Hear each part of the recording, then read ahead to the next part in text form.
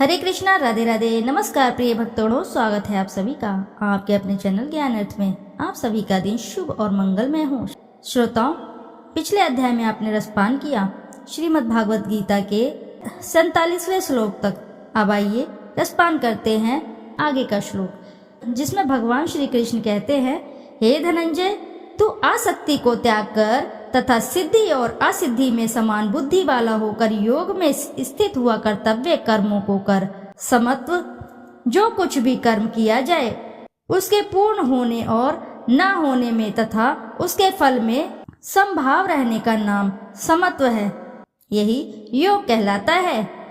इस समत्व रूप बुद्धि योग से सकाम कर्म अत्यंत ही निम्न श्रेणी का है। इसलिए हे धनंजय, तू समबुद्धि में ही रक्षा का उपाय ढूंढ, अर्थात बुद्धि योग का ही आश्रय ग्रहण कर, क्योंकि फल के हेतु बनने वाले अत्यंत दीन हैं। समबुद्धि युक्त पुरुष पुण्य और पाप दोनों को ही इसी लोक में त्याग देता है, अर्थात उनसे मुक्त हो जाता है।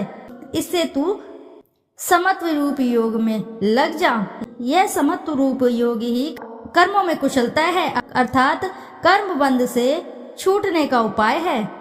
क्योंकि समबुद्धि युक्त ज्ञानी जन कर्मों से उत्पन्न होने वाले फल को त्याग कर जन्म रूप बंधन से मुक्त हो निर्विकार परम पद को प्राप्त हो जाते हैं। जिस काल में तेरी बुद्धि मोहरूपी दलदल को भली भांति पार कर जाएगी, उस समय तू सुने हुए और सुनने में आने वाले इस लोक और परलोक संबंधी सभी भोगों से वैराग्य को प्राप्त हो जाएगा। भांति भांति के वचनों को सुनने से विचलित हुई तेरी बुद्धि जब परमात्मा में अचल और स्थिर ठहर जाएगी, तब तू योग को प्राप्त हो जाएगा, अर्थात तेरा परमात्मा से नित्य संयोग हो जाएगा। अर्जुन बोले, हे केशव, समाधि में स्थित परमात्मा को प्राप्त हुए स्थिर बुद्धि पुरुष का क्या लक्षण है? वह स्थिर बुद्धि पुरुष कैसे बोलता है, कैसे बैठता है और कैसे चलता है? श्री भगवान बोले, हे अर्जुन, जिस काल में यह पुरुष मन में स्थित संपूर्ण कामनाओं को भली भांति त्याग देता है और आत्मा से आत्मा में ही संतुष्ट रहता है, उस काल में वह स्थित प्रज्ञ कहा जाता है। दुखों की प्राप्ति होने पर जिसके मन में उद्वेग नहीं होता, सुखों की प्राप्ति में सर्वथा निष्प्रह है, तथा जिसके राग भय और क्रोध नष्ट हो गए हैं, ऐसा मुनि स्थिर बुद्धि कहा जाता है।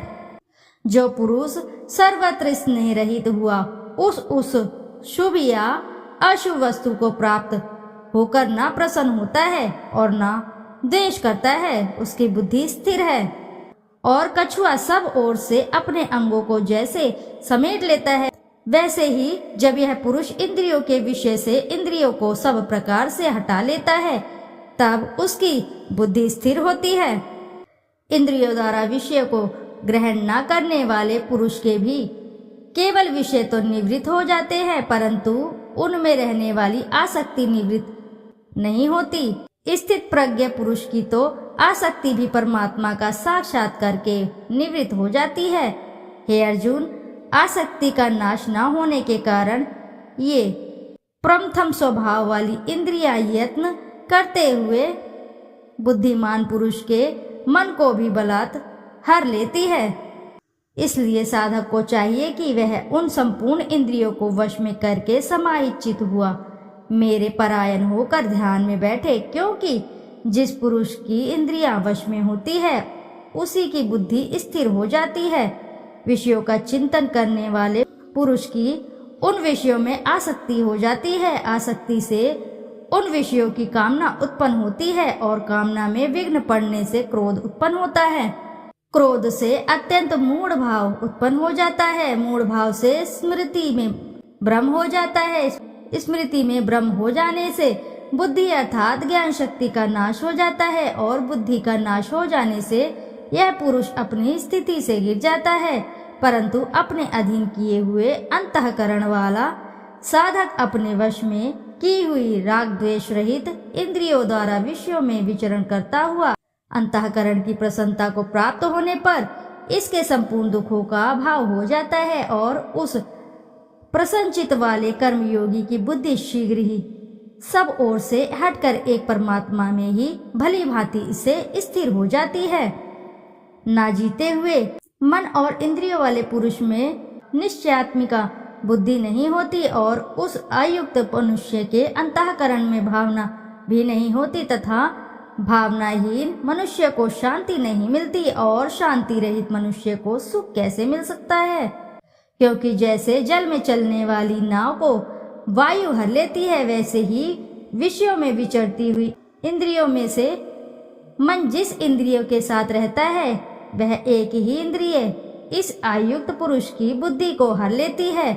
इसलिए हे महाबाहो, जिस पुरुष की इंद्रियों के विषय में सब प्रकार निग्रह की हुई है उसी की बुद्धि स्थिर है। संपूर्ण प्राणियों के लिए जो रात्रि के समान है उस नित्य ज्ञान स्वरूप परमानंद की प्राप्ति में स्थिर प्रज्ञ योगी जागता है और जिस नाशवान सांसारिक सुख की प्राप्ति में सब प्राणी जागते हैं परमात्मा के तत्व को जानने वाले मुनि के लिए वह रात्रि के समान है।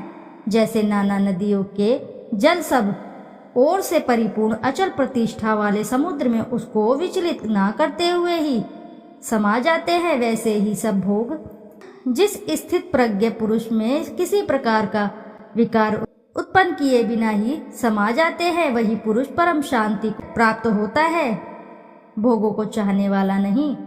जो पुरुष संपूर्ण कामनाओं को त्याग कर ममता रहित अहंकार रहित और स्प्रियहार रहित हुआ विचरता है वही शांति को प्राप्त होता है अर्थात वह शांति को प्राप्त है। हे अर्जुन, यह ब्रह्म को प्राप्त हुए पुरुष की स्थिति है। इसको प्राप्त होकर योगी कभी मोहित नहीं होता और अंतकाल में भी इस ब्राह्मणी स्थिति में स्थित होकर ब्रह्मानंद को प्राप्त हो जाता है। इति शुभम। प्रेम से बोलिए श्रीमद् भागवत गीता की जय। श्रोताओं, आज का श्रीमद् भागवत गीता का दूसरा अध्याय यही समापन हुआ। श्रोताओं, उससे पहले आपसे एक छोटी सी रिक्वेस्ट है, यदि आपको वीडियो अच्छी लगती है तो वीडियो जरूर लाइक करें, साथ ही चैनल को सब्सक्राइब करें। एक बार अपनी सच्ची श्रद्धा से कमेंट बॉक्स में जरूर लिखें जय श्री कृष्णा। फिर मिलते हैं आपसे अगले अध्याय में यानी कि तीसरे अध्याय में। जब तक के लिए नमस्कार श्रोताओं।